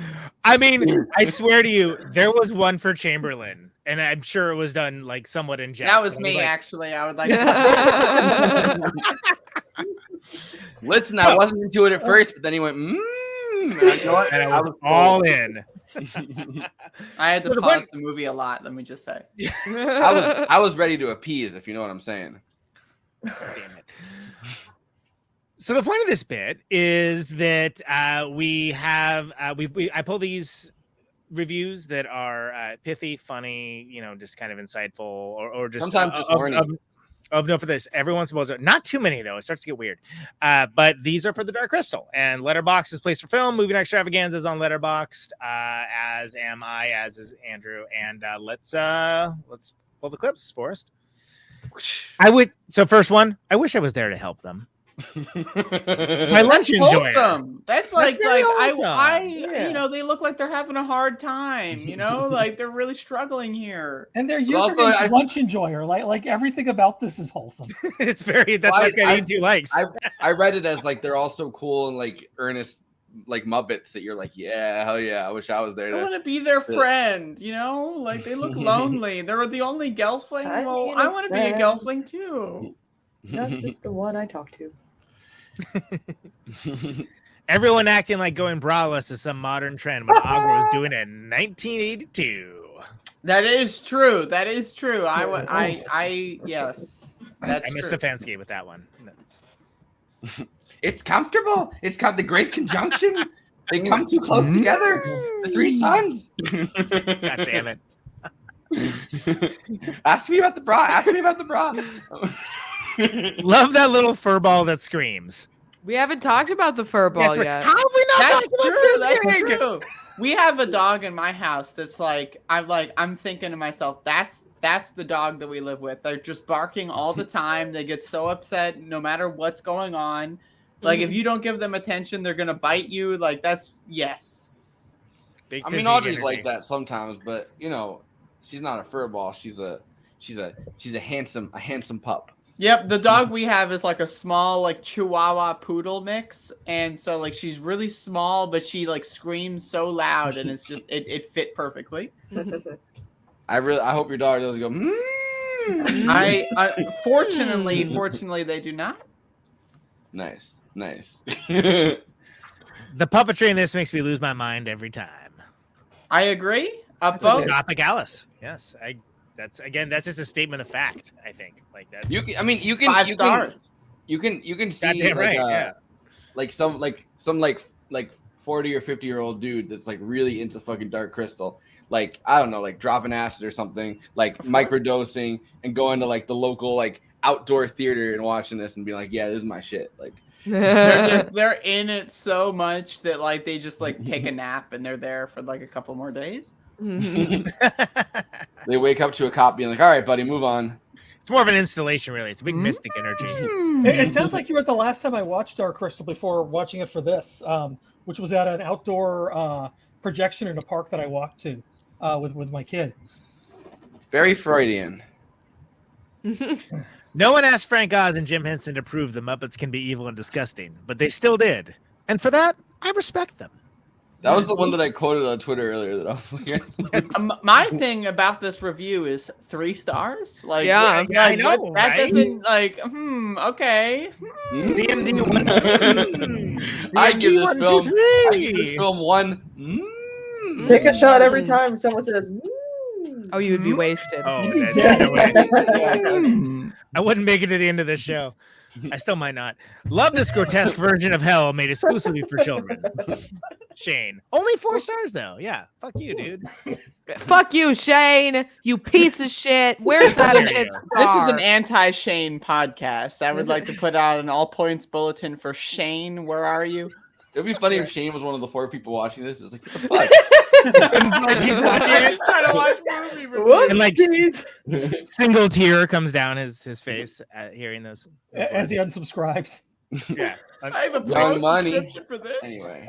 The vulture birds are kind of hot, not gonna lie. I don't like that they didn't call them Skeksis. It feels It's like very Skeksis of them. I mean, Feels there's like- only feels 3 stars in. They, feels- they, you know, they didn't make say sure that you much. know that that's a race of beings. So like that's a little racist. I don't know. It's racist. It's honestly, I'm not comfortable right now. I mean, they Yeah, kind of they do look like vultures a little bit. I mean, I remember watching them thinking, "Oh, there's vultures." Yeah. No, I Can Well, we not to talk get- about his icon? That it's a cartoon dude. Sam is the author of this, by the way, and also can we talk about it's only 3 stars too? Again, it's cartoon Aaron Oh my Motzek. God, wow. Sam, oh you no! fucking piece of shit. You absolute Cancel. wastoid. What the? Get it together, Sam. 3 fucking stars. Man, I'm you're going sorry. after Did you all want our the? viewers. Did you want the Don't you know Jim Skeksis to Henson do a is dead? strip tease? Would that have October gotten it 13th, 5 2021? stars? You know, maybe he was getting turned on. He's working for the Gray Zone. It looks like the cartoon looks like Aaron Monte. It does look like Aaron Monte. Yeah, it does. WTF? The puppets are so sick. Does anyone know where to get a cool puppet? Thanks. No one give Aurora a Who is puppet. this, by the way? Like this asshole, Aurora? 4.5 stars. Like, who? Like, you can't just give us 5. Like, what the? By It's the way, I honestly want to more say offensive. I gave Dark Crystal 5 stars, but Yes, of course. my review was it was something like, because it was like a week and a half ago when I did it, but it was something like the reason I think that I'm so afraid of like large groups of vultures is because of this movie. Like I see them outside sometimes, like on a dump. Like I had the last apartment I lived in. There would be like 10 vultures sitting on the fucking like on the dumpster at the same time. The turkey vultures? No, the black vultures, which like the. Why's it gotta be a black vulture? Whoa! Hey, There's only 3 kinds of vultures apparently. This podcast is real white for you to be saying that, okay? Yes. Whoa! Listen, there's certain races. No, Slow down, everybody. Certain vultures. I have to do race realism on the fucking movie night. All right, if I may quote, watching this as a kid is why I don't trust large groups of vultures. They're conspiring. Also, Jen is a non-binary icon. True. Well, vultures, they do like to try and steal cute little dogs and cats, so. So real quick, that's the Letterboxd one-liner reviews, movie night extravaganzas on Letterboxd, place for film. Follow Letterboxd. Follow movie night extravaganza on Letterboxd. Which, by is the way, Forrest. I would call them velvet vultures. I would not use the species name black vultures. I am woke. Like a velvet vulture cast in iron. Follow me, Conan Neutron. Follow J. Andrew World right about now too, and all Is of that our John Cast of Iron. All of our wonderful guests and featured guests and friends that also are on it. Letterboxd place for film. Thank you very much. That's the bit. I should really we should make like a bumper or something because I barely get through these half the time, and I know that's half the fun. But I think we should do a trailer where it's just you just getting really intense about Letterboxd.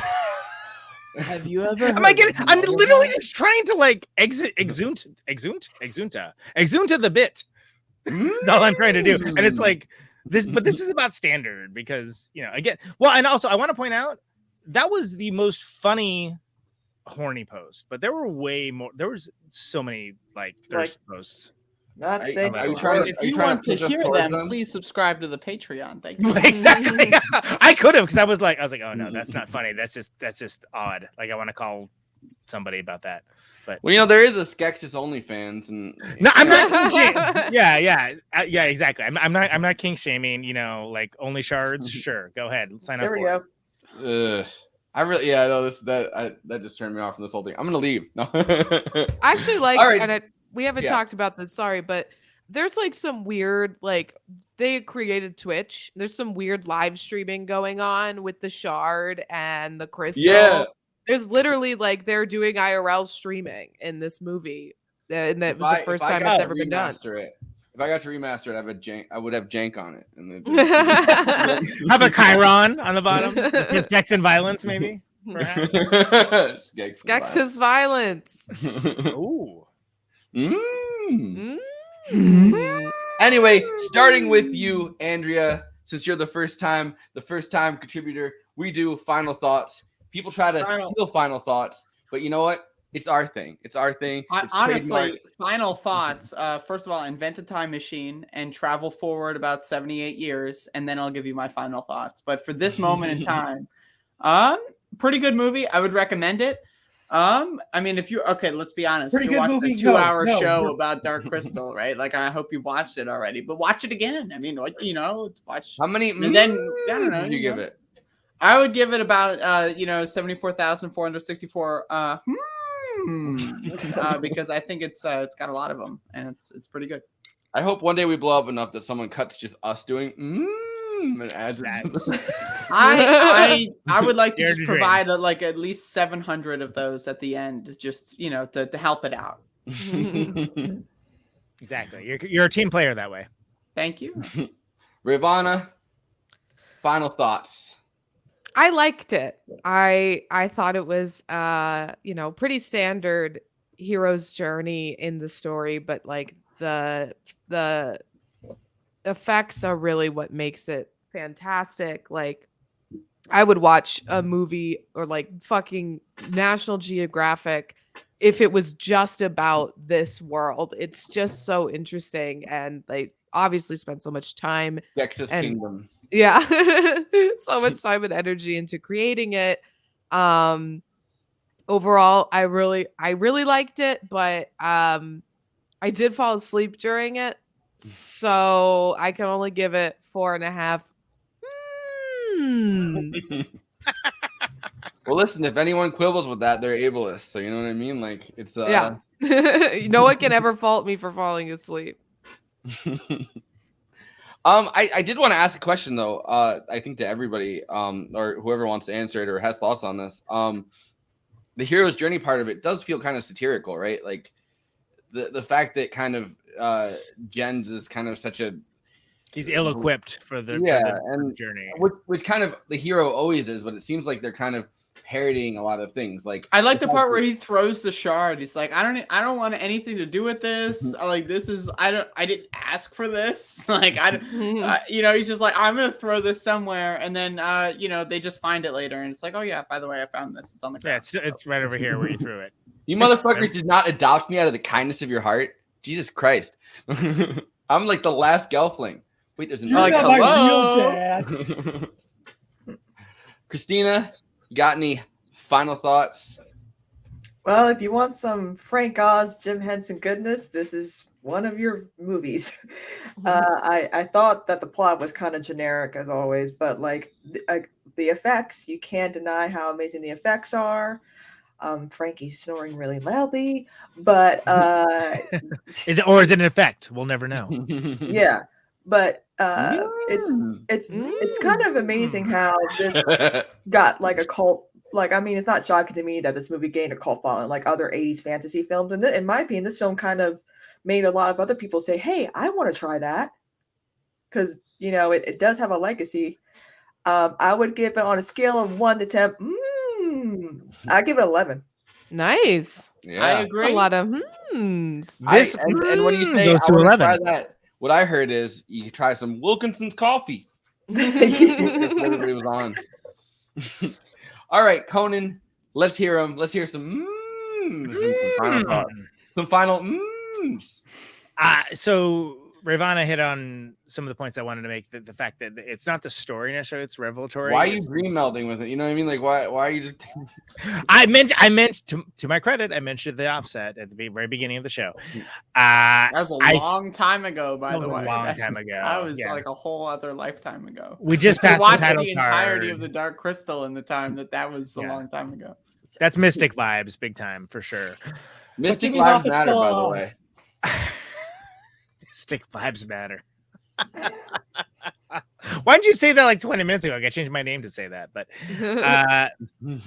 so the world building in this is unparalleled. There is nothing quite like this within film. And to say that this is very much does the story lack a little bit? Yeah, probably. But who cares? Like when you talk about like vibe movies, this is like the ultimate vibe movie of all vibe movies. And every time I watch it, I get something a little different out of it. Even it's like, what? Why is that? Like you mentioned, like, the shard being, I'm just going to throw this. And then like, oh, let's go back and get it. All right. Like, I mean, why not? Yeah, absolutely. Right. But just a shard, I didn't even know which one it was. I mean, it's just a shard and by the way, I will never be able to watch this movie without thinking of a hot dog in a hallway ever again. So thanks a lot for that, by the way. Is this a shard or is this just a little bit of Coke dust that I dropped on the floor earlier? I'm hoping it's a shard. And I appreciated seeing all of the how it was done effects, which I know my friend Dave Hasbrook did, because it basically changed the arc of his entire life, and he dedicated his life to becoming a puppeteer, and he's astounding at it, and he went to the Henson school and all that. But like, what a world that Jim Henson made. Like, what? And I would recommend watching that making of the full one, because they do go into the world building of it. not the nation building. I think that's a different movie, but No. they go into building the sets of it, and it's like it's a credit to this movie that's the least interesting part, right? Like that's the thing that really immerses you, and it's like I wanted to know how the mystics were done, the Skeksis were done, like I wanted to know how the puppets were made, and then they're like, oh well, this is how we made the world, and I'm like, in any other movie, I would be like, yeah, that would be the first thing, but here it's like there's little animals running around that are never named and things where you're like, what is that? Like, what's that thing's story? What is that thing up to all day? You know, there are people that spent like their entire weeks of their lives crafting those small, like they're only there for half a frame. You just missed it. I don't know what to tell you. Well, and that was my big break. I was in the I made the weird rat thing in Dark Crystal. Great. Yeah, that was me. That was that was me. I'm that guy. That's my claim to fame. Hey, it's better than something.